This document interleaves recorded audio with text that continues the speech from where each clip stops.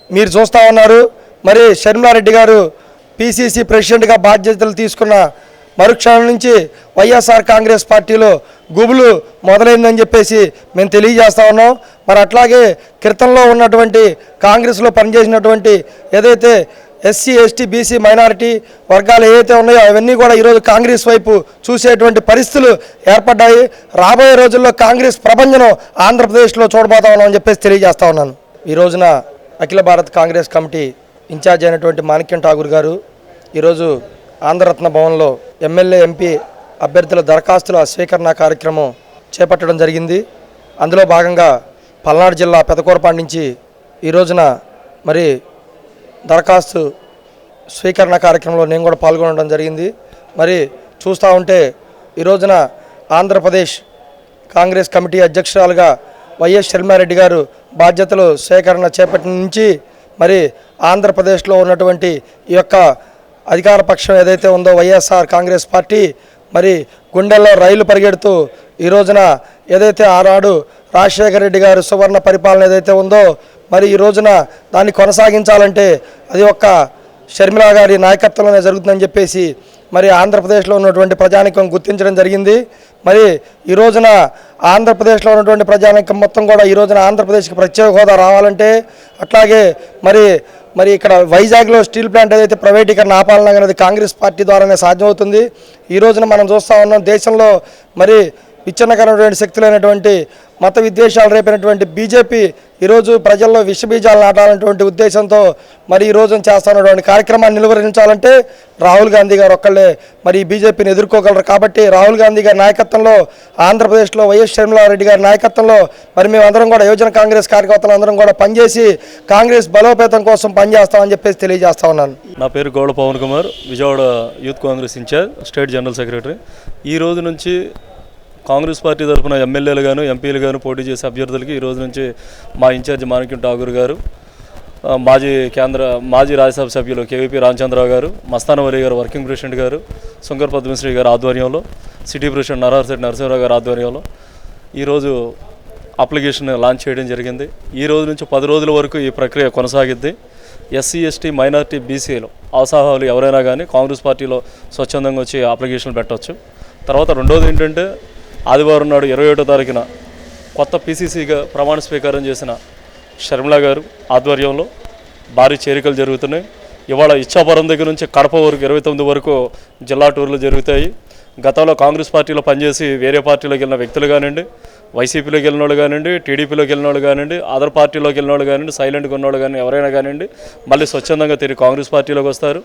24 ఎలక్షన్లో ఈ సంవత్సరం జరిగే సార్వత్రిక ఎన్నికల్లో కాంగ్రెస్ పార్టీ 100% ప్రధాన ప్రతిపక్ష పాత్ర పోషించే అవకాశాలు ఎక్కువగా ఉన్నాయి. ఈరోజు అఖిల భారత కాంగ్రెస్ పార్టీ జనరల్ సెక్రటరీ మరియు ఆంధ్రప్రదేశ్ వ్యవహారాల ఇన్ఛార్జ్ అయిన మాణిక్ ఠాగూర్ గారు కేవలం ఎన్నికల ప్రక్రియలో అప్లికేషన్లు ఇవ్వడానికి మాత్రమే వచ్చారు. అది దిగ్విజయంగా పూర్తి చేయగలిగారు. దాదాపు 11:30 నుంచి మొదలెట్టిన అప్లికేషన్లు ఒక 10-15 మంది ఇంపార్టెంట్. ఉదాహరణకి లోక్సభకి సిటీ కాంగ్రెస్ అధ్యక్షులు, అట్లాగే గొల్లు కృష్ణ గారు పార్లమెంట్కి మధ్య కృష్ణా జిల్లాకి, అట్లాగే చాలామంది పెద్దలు అనేక మంది వాళ్ళ అప్లికేషన్లు ఇవ్వడం జరిగింది. అప్లికేషన్లు రీసబ్మిట్ కూడా చేశారు. దానికి దాదాపుగా ఎంపీకి అయితే 25,000 రూపాయలు ఫీజుతోటి, అంటే ఫీజు అంటే అది ఫీజు కింద కాదు, పార్టీ ఫండ్ కింద జరుగుతుంది. అది ఆన్లైన్లో పేమెంటే ఏఐసిసికి. సో అలా చాలామంది ఇవాళ చేరారు. సుమారుగా విజయవాడ సిటీకి సంబంధించినంత వరకు మన విజయవాడ సిటీలో 3 నియోజకవర్గాల్లో వెస్ట్, సెంట్రల్, ఈస్ట్ ఒక్కొక్క నియోజకవర్గం నుంచి ఒక 15 అప్లికేషన్లు వచ్చే అవకాశం ఉంది. అంటే దాదాపుగా 45 అప్లికేషన్లు మొత్తం వచ్చే అవకాశం ఉంది. సో ఆల్రెడీ ఇంకా ఈ ప్రక్రియ సుమారుగా ఎన్నికల నోటిఫికేషన్ రావడానికి బహుశా మొదటి వారం కానీ ఫిబ్రవరి మొదటి వారం లేదా 2వ వారంలో వస్తుంది.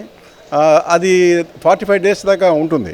సో చివరి రోజు దాకా, ఆఖరి రోజు దాకా, నామినేషన్స్ వేసేదాకా ఈ ప్రక్రియ కొనసాగుతూ ఉంటుంది. యాజ్ ఆన్ టుడే మాత్రం ప్రకటన, కాంగ్రెస్ పార్టీ ఇచ్చిన ప్రకటన మాత్రం నోటిఫికేషన్ వచ్చే వరకు ఈ ప్రక్రియ ఇట్లా కొనసాగుతుంది. వందలాది మంది మరి అభ్యర్థులు, ఆస్పిరెంట్స్, ఆశావాహులు ఉన్నారు. కాంగ్రెస్ పార్టీ షర్మిలా గారు కాంగ్రెస్ పార్టీలో చేరిన తర్వాత అనేక మంది పేద బడుగు బలహీన వర్గాలు గతంలో వైసీపీకి పనిచేసిన వాళ్ళంతా కాంగ్రెస్ పార్టీలోకి రావడానికి సిద్ధంగా ఉన్నారు. ఇవాళ కూడా విజయవాడలో ఒక పెద్ద ఆర్గనైజేషన్కి సంబంధించిన అనేక మంది కాంగ్రెస్ పార్టీలో చేరారు. చాలా సంతోషం. గతంలో లేని జోషు ఉత్సాహం పెరుగుతుంది.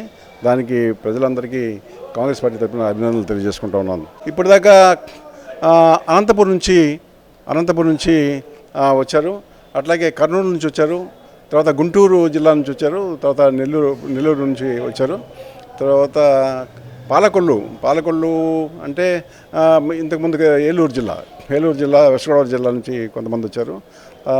తర్వాత కృష్ణా జిల్లా నుంచి, చిత్తూరు నుంచి ఒకళ్ళు అప్లికేషన్లు ఇచ్చారు. అలా చాలామంది అప్లికేషన్లు ఇచ్చారు ఈరోజు ఆల్మోస్ట్ అన్ని జిల్లాల నుంచి. ప్రక్రియ నోటిఫికేషన్ వచ్చే వరకు ఇక్కడ జరుగుతుంది. ఆ తర్వాత కూడా టైం ఉంటుంది ఫైల్ చేసి, అప్పుడు కూడా జరుగుతుంది. అంటే దాదాపుగా 42 రోజులు జరుగుతుంది. ఫైలింగ్కి 40 రోజుల దాకా జరుగుతుంది. Thank you. వి గురునాథం, గతంలో పూర్వపు నగరాధ్యక్షుడిని, ఇప్పుడు పిసిసిలో ఉపాధ్యక్షుడిని.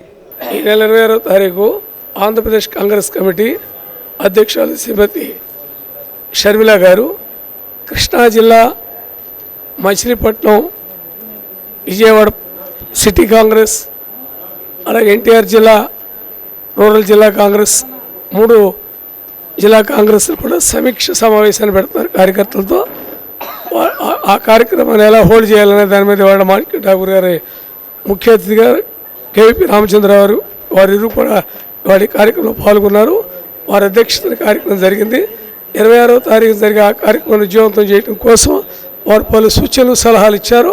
ఆ కోణంలో మేము పనిచేస్తాం. నిష్ఠాతులైనటువంటి డివిజన్ కాంగ్రెస్ అధ్యక్షులు, సిటీ కాంగ్రెస్ పార్టీ పదాధికారులు అందరూ కూడా కార్యక్రమానికి వస్తారు.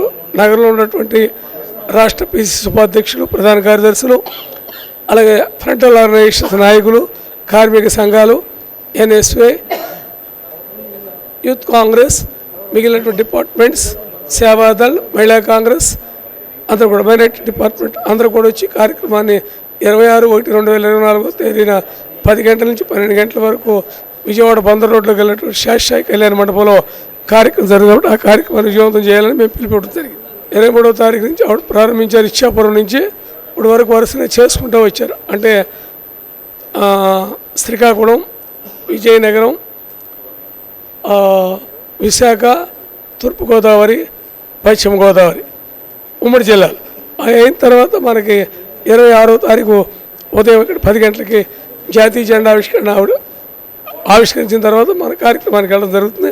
అక్కడ ఆ కార్యక్రమం పూర్తవుతుంది. మన జిల్లాతో 6వ ఉమ్మడి జిల్లా అవుతుంది. అంటే దాదాపు 12 జిల్లాలు అయినట్టు ఆఫ్ మొత్తం 26 వచ్చినాయి కదా. ఇప్పుడు కొత్త జిల్లాలో పార్లమెంటు కాన్స్టిట్యున్సీ జిల్లా కాబట్టి ఆ లెవెల్లో పూర్తి చేస్తాం. అందువల్ల వీళ్ళందరూ సహకారం తీసుకున్నాం. తప్పకుండా ఫుల్ఫిల్ చేస్తాం.